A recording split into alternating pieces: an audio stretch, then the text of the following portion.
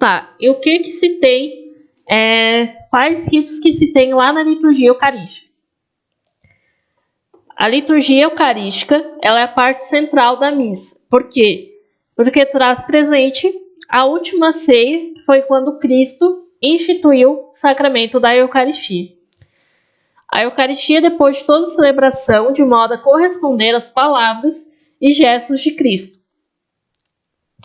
Então, por isso que a liturgia eucarística, ela é a parte mais importante da missa. E vamos entender por quê. A liturgia eucarística, ela começa com a preparação das oferendas, ou seja, com o ofertório, onde o sacerdote prepara o altar, colocando o corporal, purificatório, missal e o cálice, ou seja, os objetos litúrgicos. Todos esses objetos que nós já vimos lá na catequese da comunhão, a não ser que se preparem na credência. A seguir, traz oferendas que podem ser levadas aos fiéis até o sacerdote. O canto do ofertório acompanha a procissão das oferendas e se prolonga pelo menos até que os dons tenham sido colocados sobre o altar. Põe o vinho são depositados sobre o altar pelo sacerdote, ao qual profere as fórmulas estabelecidas. O sacerdote pode cessar as oferendas e em seguida a cruz e o próprio altar.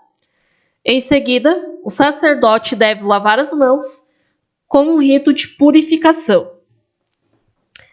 Terminado o ofertório, tem-se a oração sobre as oferendas.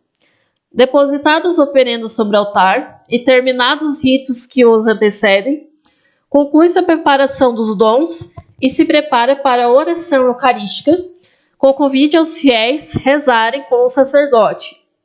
E com oração sobre as oferendas do povo, unindo-se à oração, a faz pela sua aclamação. Amém. Aí, seguindo, temos a oração eucarística, onde o sacerdote convida o povo a levar os corações ao Senhor na oração e na ação de graças. E o associa à prece que dirige a Deus Pai por Cristo no Espírito Santo. A oração eucarística exige que todos a ouçam respeitosamente e em silêncio.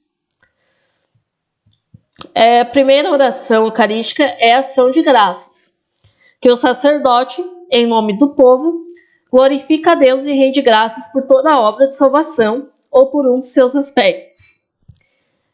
Posteriormente, nós temos o santo, que é a aclamação a qual toda a assembleia, unindo-se aos anjos, louvou a Deus, seja dito ou seja cantado. Nós temos a epiclese, que é o momento em que a igreja implora, por meio das invocações especiais, a força do Espírito Santo para que os dons oferecidos pelo ser humano sejam consagrados e que a hóstia imaculada se torne a salvação daqueles que vão recebê-la em comunhão. Nós temos a consagração, que pelas palavras e ações de Cristo se realiza o sacrifício ao qual este instituiu na última ceia. Ao oferecer o sangue e o corpo sob a espécie de pão e vinho, entregá-los aos apóstolos como comida e bebida, dando a ordem de perpetuar esse mistério. Então, na consagração, é o momento que se transubstancia-se a hóstia e o vinho, que se torna o corpo e sangue de Cristo. Depois da consagração, nós temos a anamnese, que é o momento em que a igreja faz memória do próprio Cristo, relembrando principalmente a sua bem-aventurada paixão e gloriosa ressurreição e ascensão aos céus.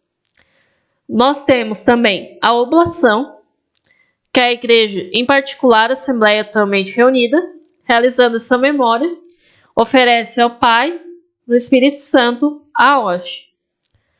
Nós temos depois da oblação as intercessões, onde se exprime que a Eucaristia é celebrada em comunhão com a igreja, tanto terrestre quanto celeste, que a oblação é feita por ela e por todos os seus membros vivos e mortos que foram chamados a participar da redenção e da salvação obtida pelo corpo e sangue de Cristo. E por fim, tem a doxologia final, que é rezada somente pelo sacerdote e confirmada pela Assembleia por meio do Amém. Nós temos também, posteriormente, a doxologia final, o Pai Nosso, né, onde o sacerdote profere o convite e os fiéis recitam a oração, e por fim o sacerdote acrescenta sozinho o embolismo, que o povo encerra com a doxologia. O que seria o embolismo aqui? O embolismo é aquela oração: Senhor Jesus Cristo, que disseste os vossos apóstolos, tá? O embolismo é essa oração. Por isso que, especificamente na missa, ao final do Pai Nosso, não se pode dizer amém. Por quê? Porque o Pai Nosso não termina ali. Ele tem uma continuação lá no embolismo, tá? É lá no embolismo que vai se encerrar a oração do Pai Nosso. Então, quando se reza o Pai Nosso especificamente na missa, não se pode dizer amém ao final dele, porque a oração não termina ali. A oração continua lá no embolismo. Nós temos também o rito da paz, né, que é o mesmo embolismo aqui, que é a oração dita somente pelo sacerdote, por meio da qual a igreja implora paz e unidade para si mesma e para toda a família humana. Quando ocorrer a saudação na igreja, a saudação da paz, ela deve ser sóbria e o cumprimento deve ser estendido apenas aos que estão mais próximos. Quando a saudação da paz entre os fiéis ocorrer, não é para os fiéis sair lá do banco, lá na frente, e se bater lá atrás no fundão para cumprimentar todo mundo. Não. A saudação da paz, quando feita, ela deve ser realizada somente entre os mais próximos. Fração do pão. Momento onde o sacerdote parte o pão eucarístico, ajudado, se for o caso, pelo concelebrante ou diácono. O sacerdote coloca uma parte da hóstia no cálice para significar a unidade entre corpo e sangue de Cristo. Entoa-se então o Cordeiro de Deus, respondido pelos fiéis. Então chega-se, enfim, o momento da comunhão. O sacerdote prepara-se por uma oração silenciosa para receber frutuosamente o corpo e sangue de Cristo. Os fiéis fazem o mesmo, rezando em silêncio. Ou seja, comunga, se ajoelha lá e reza em silêncio. Então, após a comunhão, o sacerdote ele profere a oração que implora os frutos do mistério celebrado. E por fim, nós temos terminado a comunhão, a oração ali da comunhão, nós temos os ritos finais, que, como diz o próprio nome, é o final da missa. Nos ritos finais, temos breves comunicações, se forem necessárias, saudação e bênção do sacerdote, que é enriquecida e expressa oração sobre o povo, conforme a ocasião. A despedida do povo pelo diácono ou pelo sacerdote serve para que cada qual, para os fiéis que estão na missa, retornem às suas obras, louvando e bendizendo a Deus. O beijo ao altar pelo sacerdote e pelo diácono é proferido em seguida, e depois, por fim, tem-se a inclinação profunda ao altar pelo sacerdote, diácono, ministros e coroinhas.